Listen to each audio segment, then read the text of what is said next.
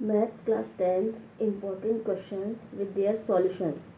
मैंने जो 25 question important select किए थे सप्लीमेंट्री एग्ज़ाम के लिए पार्ट फर्स्ट में, उसके सॉल्यूशन मैंने आप तैयार किए हैं। क्वेश्चन नंबर 1 जो हमारा था, find the HCF of 96 and 404 by the prime factorisation method, hence find their LCM. तो इसका सॉल्यूशन देखिए। The prime factorisation of 96 and 404 give 96 का प्राइम फैक्टराइजेशन मैंने किया है। ये 2 के टेबल से पहले 96 को डिवाइड करेंगे, 48 आएगा क्वेश्चन, फिर 24, फिर 12, फिर 6, फिर 3। वैसे ही 404 का पहले 2 से डिवाइड किया तो 202 क्वेश्चन आया, फिर 2 से 101। अब एचसीएफ निकालने के लिए इसमें भी 2 है, इसमें भी 2 है, इसमें दूसरा 2 है, इसमें दूसरा 2 है। इसका मतलब इन दोनों का एचसीएफ आ जाएगा 4।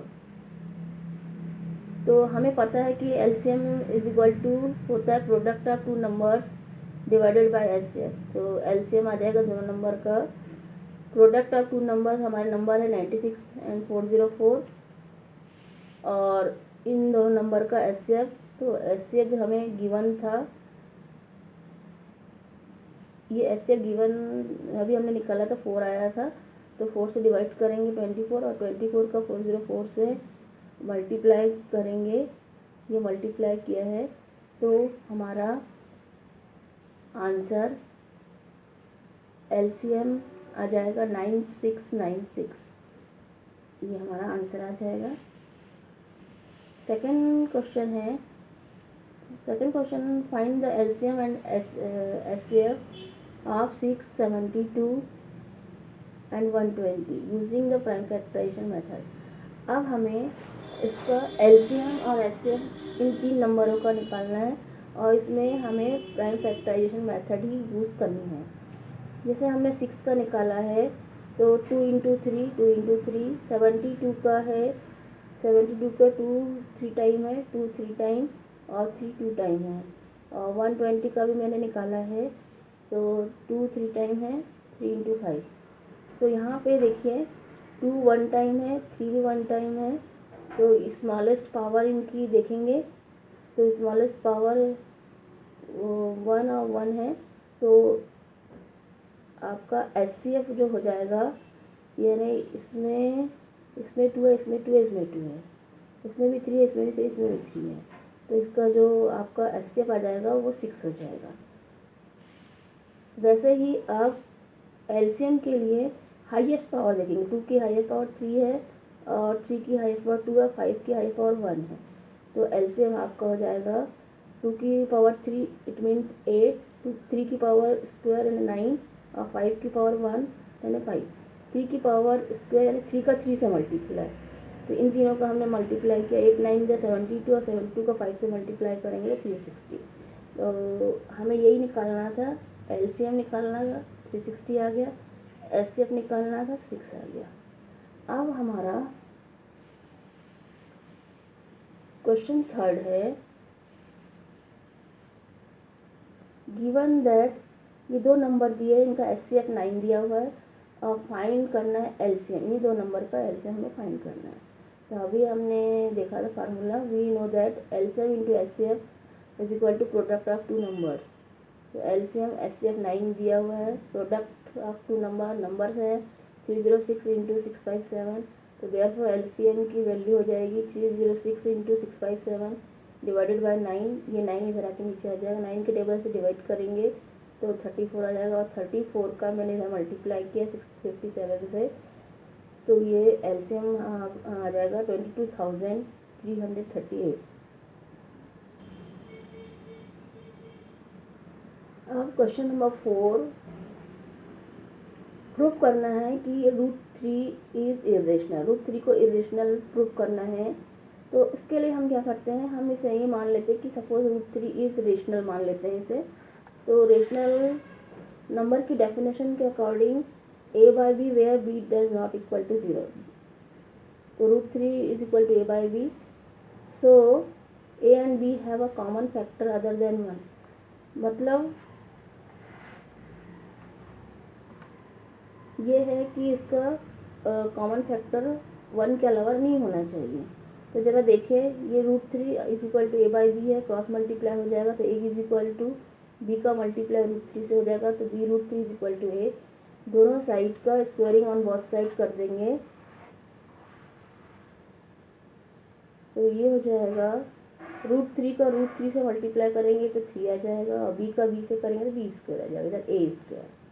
अब हम देख रहे हैं कि ये 3 इधर आके अपॉन में आ जाएगा। इसका मतलब ये है कि a² इज डिविजिबल बाय 3 और नियम के अकॉर्डिंग, रूल के अकॉर्डिंग a² 3 से डिविजिबल है तो a भी डिविजिबल होगा 3 से। अब एक हम अनदर इंटीजर ले लेते हैं c, तो a is equal to 3c for some integer c,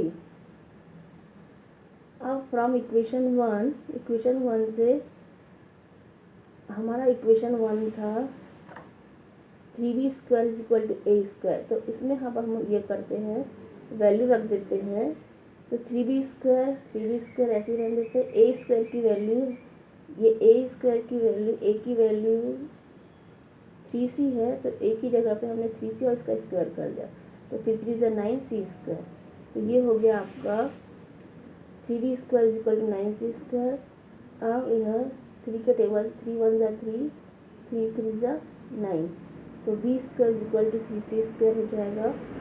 इससे अभी अब हम देख रहे हैं कि जो b² है ये 3 इधर आके डिवाइड में चला जाएगा तो b² इज डिविजिबल बाय 3, ये ऐसा हो जाएगा b² upon 3 is equal to c²।